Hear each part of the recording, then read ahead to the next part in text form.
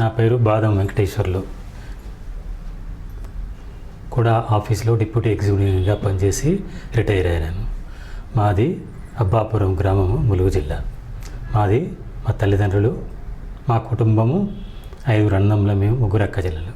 మా ఫాదరు శేఖరయ్య గారు, బాదం శేఖరయ్య గారు, రాజ్యలక్ష్మి. నేను 4వ సంతానం. నేను అప్పర్ ప్రైమరీ స్కూల్ వరకు ఊర్లోనే చదువుకొని ఎస్ఎస్సి వరకు వరంగల్లో చదివి వరంగల్లో క్లాస్ ఫస్ట్ వచ్చాను. తర్వాత ఐటీ కంప్లీట్ చేశాను. తర్వాత డిప్లొమా వరంగల్లో కంప్లీట్ చేశాను. ఇమ్మీడియట్గా జాబ్ రావడం జరిగింది. కూడా ఆఫీస్లో జాబ్ చేయడంతో పాటు జాబ్ చేసుకుంటూ నేను ఏఎంఐ కంప్లీట్ చేశాను. మధ్యలో 1989లో నాకు మ్యారేజ్ జరిగింది. మాకు 2 పిల్లలు. భార్య పేరు జయశ్రీ, పిల్లలు సౌమ్య, నిఖిల్ సమ్రాట్. వారి పెళ్ళి 2016లో పాప మ్యారేజ్ అయింది. 2025లో బాబు మ్యారేజ్ అయింది. ఈ విషయానికి వస్తే నేను 1987 నుంచి కూడా ఆఫీసులో ఉద్యోగం చేసినప్పటి నుంచి ఎంతో చాలా నిబద్ధతతో సిస్టమేటిక్గా అందరితో మంచిగా వండుకుంటూ ఎన్నో వ్యయ ప్రయాసాలు కూర్చేసి ఆఫీస్ డ్యూటీ ఫస్ట్ అనుకుంటూ జాబ్ చేయడం జరిగింది. అందులో 3 సార్లు ప్రమోషన్ వచ్చినాయి. 3 ప్రమోషన్లు కూడా వచ్చినాయి. అందులో జాబ్ అనేది నా సివిల్ ఇంజనీర్ జాబు. అందులో వర్క్స్ చేయించడం జరుగుతుంది. అందులో ఎప్పుడు కానీ ఆఫీస్ క్వాలిటీ ఫస్ట్ అనే వర్క్, క్వాలిటీ ఎప్పుడు ఆల్వేస్ క్వాలిటీ మీదనే కాన్షియస్ ఉండేది. అది ఎప్పుడు అట్లా చేసుకుంటూ ఆఫీస్తో మంచి పేరు తేవడం జరిగింది. అందులో భాగంగా అప్పుడప్పుడు కొన్ని ఇబ్బందులు రావడం జరిగింది. ఆ ఇబ్బందులను కూడా మేము అధిగమించినాను.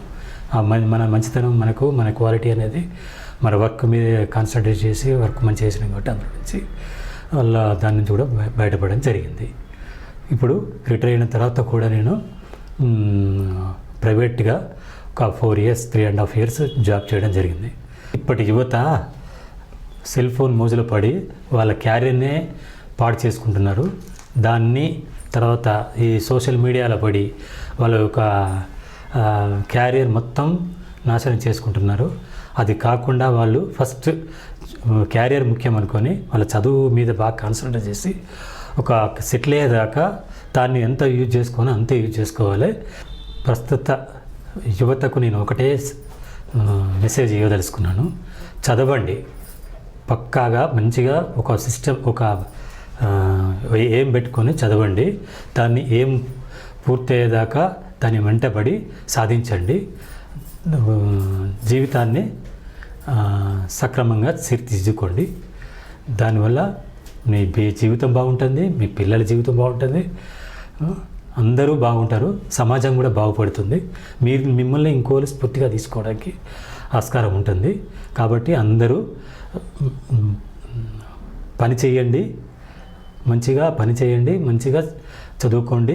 నీకు ఏ ఫీల్డ్ నచ్చితే ఆ ఫీల్డ్ని ఎంచుకొని దాంట్లో పైకి వచ్చే విధంగా ట్రై చేయండి.